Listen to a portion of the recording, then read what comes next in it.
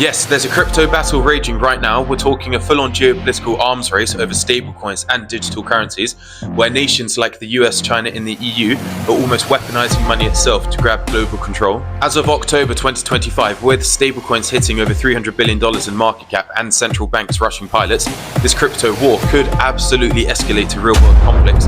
But let's break it down.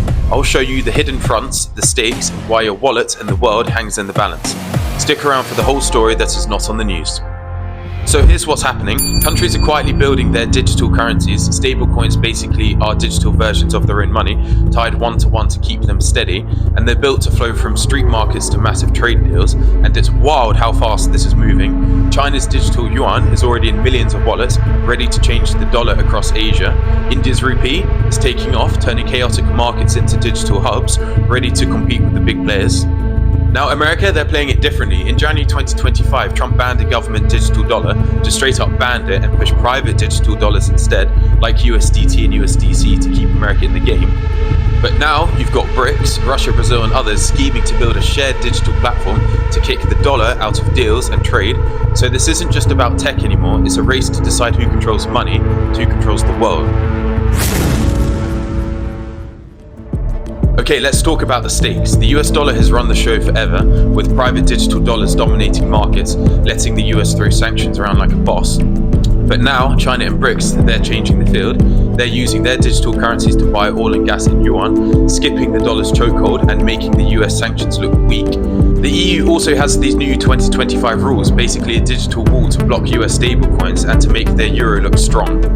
But this gets crazier as the US is hitting back with a 2025 law pushing those private digital dollars to stay on top.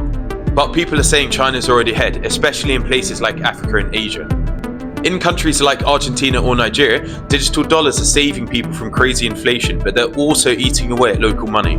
So governments are racing to launch their own digital cash before their banks go empty. And here's where it gets intense. As these currencies can be programmed, like imagine digital sanctions that lock your money to one country or freeze out your rivals, it's easy to see how this could lead to straight up financial warfare. And also the fear of being spied on is making many nation states pretty nervous. So what we're seeing is a conflict centered around blockchains, not bombs. China's yuan could take over Asian trade, the EU's euro is building a fortress, and in the US, if they slip up, they could lose their edge, and whoever builds the best digital system wins. But it gets tricky. Regulations, borders, all that could trap these different coins and spark bigger problems. This whole thing feels like a Cold War reboot. Countries are stockpiling tech and teaming up in blocks, while some are trying to link these currencies to keep things chill. But trust is hard to come by, and with America's ban on its own digital currency, and with them now pushed further from China, it's forcing countries like Australia to pick a team or get stuck in the middle. In poorer countries, digital cash is a game changer for people without banks, but it also lets foreign powers sneak in influence, so local governments are fighting back with their own coins, which is splitting up the world's payment systems even more. So it's not about tanks anymore. You control the code, you control the future. One bad call, like a clashing tech standard or a cyber attack, and trade barriers could shoot up, but much bigger than anything we've seen in the past.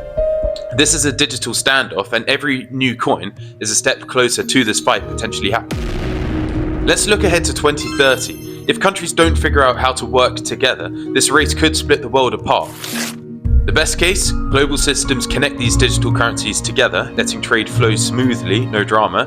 But the scarier version is China's yuan, say, takes over the global trade, pushing the US dollar to the side, and the US hits back with sanctions, maybe even hacking a rival system. Or perhaps if people push back over privacy fears, private companies like Tether, already worth billions, could become shadow powers, running things with no flag. The morning coffee you buy could cost way more if your country's money loses this fight. If nations don't set some global rules, this digital cash war could lead to trade freezes, broken alliances, or even bigger conflicts. Stablecoins aren't just about money, they're about who gets to shape the future. I hope you enjoyed this video, and if you want to see more, please hit subscribe, as I will be sharing more of my thoughts on what I think is ahead on the horizon. And until next time, take care.